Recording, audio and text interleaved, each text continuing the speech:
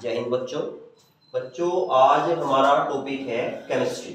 तो रसायन विज्ञान या फिर केमिस्ट्री में आज हम कराएंगे। तो केमिस्ट्री में कुछ आपके टॉपिक हैं और एक आपका रदरफोर्ड का परमाणु मॉडल भी आज पढ़ाया जाएगा।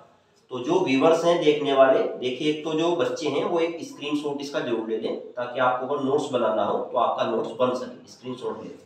और जितने व्यूअर्स हैं वो चैनल को सब्सक्राइब जरूर कर दें ताकि हमारी हर वीडियो का नोटिफिकेशन आपके पास पहुंच सके। चलिए टॉपिक में हम आते हैं।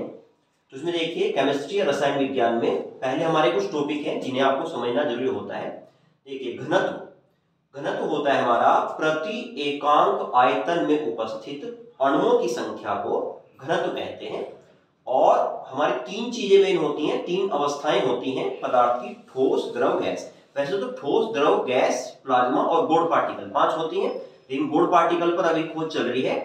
ठोस, द्रव, गैस, प्लाज्मा 4 रहेगी हमारी, उसमें से भी ज्यादा इंपोर्टेंट है वो है ठोस, द्रव, गैस 3। तो हम इसमें बताएंगे। देखो घनत्व होता है प्रति एकांक आयतन में उपस्थित अणुओं की संख्या को हम घनत्व कहते हैं। जैसे मान लिया अगर 1 घन मीटर स्थान में 10 परमाणु है और एक दूसरी जगह है उसमें 1 घन मीटर स्थान में 50 परमाणु है, तो जिसमें 10 परमाणु है उसका घनत्व कम होगा और जिसमें 1 घन मीटर में 50 परमाणु है उसका घनत्व अधिक होगा। यानी कि अगर स्थान उतना ही हो और हमारे जो अणु होते हैं उनकी संख्या ज्यादा हो तो घनत्व ज्यादा होता है, और अगर अणु कम हो तो घनत्व कम होता है। अब इसमें कई बार पूछ लिया जाता है कि ठोस, द्रव, गैस में, ये पूछ रहा है ठोस और द्रव में किसका घनत्व अधिक होता है।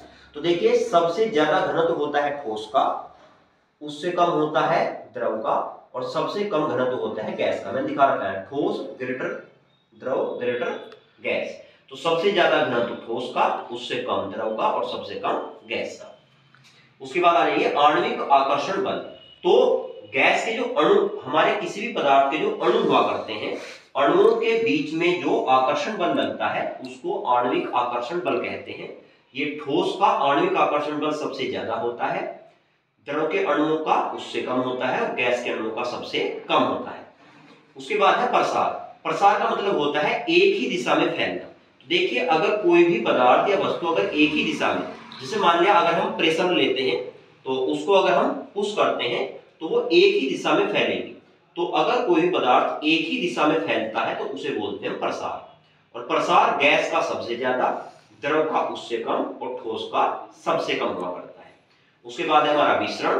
विसरण का मतलब होता है सभी दिशाओं में फैलना। देखिए प्रसार विसरण में बहुत कम अंतर है। प्रसार का मतलब है एक दिशा में फैलना और विसरण का मतलब है सभी दिशाओं में फैलना। तो विसरण है हमारा सभी दिशाओं में फैलना। तो गैस का विसरण सबसे ज्यादा होता है, द्रव का उससे कम होता है और गैस का विसरण सबसे कम होता है।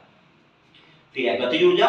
अणुओं में या किसी भी पदार्थ में या किसी भी वस्तु में उसकी गति के कारण जो ऊर्जा होती है उसे गतिज ऊर्जा कहते हैं। गैस की गतिज ऊर्जा सबसे अधिक, द्रव की उससे कम और ठोस की गतिज ऊर्जा सबसे कम होती है। फिर है अंतरा आणविक स्थान। अंतरा आणविक स्थान बोलते हैं किसी पदार्थ के 2 परमाणुओं के बीच की जो खाली जगह होती है उसे अंतरा आणविक स्थान कहते हैं। और अंतरा आणविक स्थान गैस का सबसे ज्यादा, द्रव के अणुओं का उससे कम और ठोस के अणुओं का सबसे कम होता है। फिर है हमारी परमाणु की त्रिज्या। तो परमाणु की जो त्रिज्या है हमारी उसको हम एंगस्ट्रोम में मापेंगे और 1 एंगस्ट्रोम बराबर 10⁻⁻10 मीटर। फिर है नाभिक की त्रिज्या, इसको हम फर्मी में मापते हैं और 1 फर्मी बराबर होता है 10⁻15 मीटर।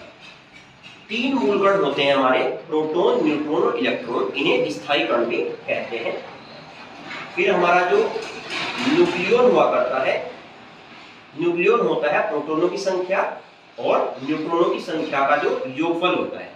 यानी कि आप प्रोटॉन को जोड़ दो और न्यूट्रॉन को जोड़ दो, इसे कंबाइंड रूप से हम न्यूक्लियॉन बोलते हैं। प्रोटॉन की खोज गोल्डस्टीन ने की थी और रदरफोर्ड ने इसका नाम रखा था। न्यूट्रॉन की खोज चैडविक ने की थी और इलेक्ट्रॉन की खोज थॉमसन ने की थी, इसे थॉमसन भी कहते हैं। इसका एक फॉर्मूला भी है ईंट पर नाच।